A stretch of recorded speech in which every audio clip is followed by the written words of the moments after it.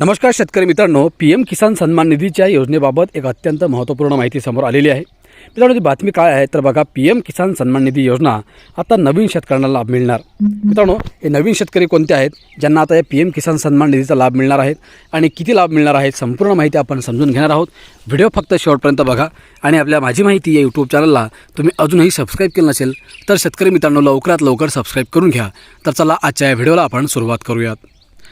शेतकरी मित्रांनो, PM किसान सन्मान निधी योजना ही देशातील करोडो शेतकऱ्यांसाठी एक महत्त्वाची आर्थिक आधार देणारी योजना आहे। तरीही अनेक शेतकरी तांत्रिक अडचणी किंवा जुने नियम यामुळे योजनेच्या लाभापासून वंचित राहिलेले आहेत।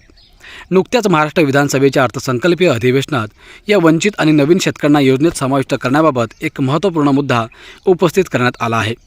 या व्हिडिओच्या माध्यमातून आम्ही तुम्हाला योजनेच्या ताज्या अपडेट्स, विधानसभेत उपस्थित झालेल्या प्रश्नांची माहिती आणि केंद्र सरकारकडून अपेक्षित बदलांबाबत सविस्तर माहिती सांगणार आहोत। जर तुम्ही या योजनेशी संबंधित असाल तर ही माहिती तुमच्यासाठी उपयुक्त ठरेल। मित्रांनो, विधानसभेत उपस्थित झालेला महत्त्वाचा प्रश्न। महाराष्ट्र विधानसभेच्या अर्थसंकल्पीय अधिवेशनात आमदार समाधान आवताडे यांनी PM किसान योजनेबाबत एक लक्षवेधी प्रश्न मांडला। त्यांनी मुख्यत्वे अशी मागणी केली की 2019 नंतर जे शेतकरी मृतकांच्या वारसदार म्हणून नोंदवले गेले आहेत किंवा ज्यांच्या जमिनीचे नवे वाटप झाले आहेत अशा सर्व नव्या शेतकऱ्यांना या योजनेत सामावून घेण्यात यावे। ही मागणी त्या लाखो शेतकऱ्यांची आवाज बनली आहे जे जुनी कट ऑफ तारीख करणारे बाहेर आलेले आहेत। कृषी मंत्र्यांचे उत्तर आणि केंद्राने घेतलेली विनंती। मित्रांनो, या प्रश्नावर राज्याचे कृषी मंत्री दत्तात्रय भरणे यांनी सभागृहात तपशिलावर स्पष्टीकरण दिले। त्यांनी सांगितले की PM किसान सन्मान निधी योजनेच्या विद्यमान मार्गदर्शक सूचनांमध्ये कट ऑफ कालावधी संपुष्टात आला आहे। या पार्श्वभूमीवर महाराष्ट्र सरकारने इतर राज्यांसोबत मिळून केंद्र सरकारकडे विशेष विनंती केली आहे। या विनंतीत मागणी करण्यात आली आहे की योजनेत नव्या मार्गदर्शक सूचना आणून 2019 नंतर जमिनीचे फेरफार झालेल्या शेतकऱ्यांनाही लाभ मिळवून द्यावा।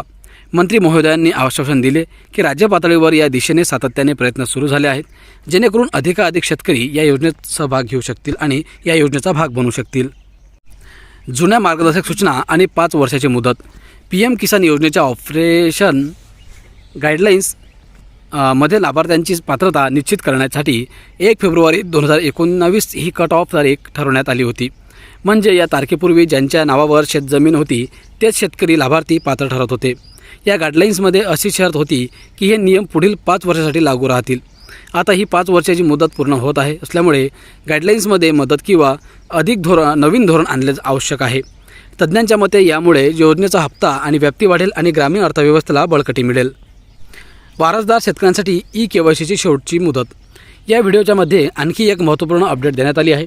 जे शेतकरी मृतकांच्या वारसदार म्हणून योजनेत नव्याने सामील झाले आहेत त्यांना आपली EKYC प्रक्रिया पूर्ण करणे बंधनकारक आहे। यासाठी 28 फेब्रुवारी 2026 ही शेवटची तारीख निश्चित करण्यात आली आहे। जे शेतकरी या मुदतीत KYC पूर्ण करतील त्यांनाच योजनेचा पुढील हप्ता मिळण्यास मदत होईल। शेतकऱ्यांना सल्ला आहे की जे जवळच्या CSC केंद्रावर किंवा ऑनलाईन पोर्टलद्वारे लवकरात लवकर ही प्रक्रिया पूर्ण करावी। यामुळे केवळ लाभ सुनिश्चित होईलच तर योजनेची पारदर्शकताही कायम राहील। EKYC कशी करावी आणि ते सोप्या स्टेप आपण समजून घेऊयात। ऑनलाईन पद्धत। PM किसान पोर्टलवर लॉग इन करा, आधार क्रमांक टाका आणि OTP व्हेरीफाय करा। नंबर 2, ऑफलाईन पर्याय। जवळच्या कॉमन सर्व्हिस सेंटरवर जाऊन बायोमेट्रिक व्हेरिफिकेशन करू शकता। नंबर 3, आवश्यक कागदपत्रे। मित्रांनो, आधार कार्ड, बँक पासबुक आणि जमिनीचे रेकॉर्ड लक्षात ठेवा। EKYC मोफत आहे आणि कोणताही शुल्क देऊ नका। योजनेत नव्या बदलांची अपेक्षा। एकूणच PM किसान सन्मान निधी योजनेत नव्या शेतकऱ्यांना सामावून घेण्यासाठी राज्य सरकार केंद्राकडे सतत फॉलोअप घेत आहे। जुन्या गाईडलाईन्सची मुदत संपल्यामुळे केंद्राकडून नव्या घोषणेची अपेक्षा वाढली आहे। यामुळे लाखो शेतकरी कुटुंबांना दिलासा मिळेल का आणि कृषी क्षेत्रात आत्मविश्वास वाढेल। शेतकऱ्यांना सल्ला देत आहे की अधिकृत वेबसाईट pmkisan.go.in वर नियमित अपडेट तपासत जावे। आता शेतकऱ्यांसाठी नवीन आशा आहेत। PM किसान योजना शेतकऱ्यांची उत्पन्न दुप्पट करण्याच्या स्वप्नाला साकार करण्यात महत्त्वपूर्ण भूमिका बजावत आहेत। विधानसभेत उमटलेल्या या चर्चेतून स्पष्ट होते की सरकार शेतकऱ्यांच्या समस्या गांभीर्याने घेत आहेत। तर मित्रांनो, अशा प्रकारे या PM किसान सन्मान निधीच्या योजनेमध्ये जे नवीन शेतकरी आहेत ते समाविष्ट केले जातील आणि त्यांनाही फायदा दिला जाऊ शकतो। अपेक्षा करतो की माहिती महत्त्वाची वाटली असेल तर व्हिडिओला लाईक करा। धन्यवाद।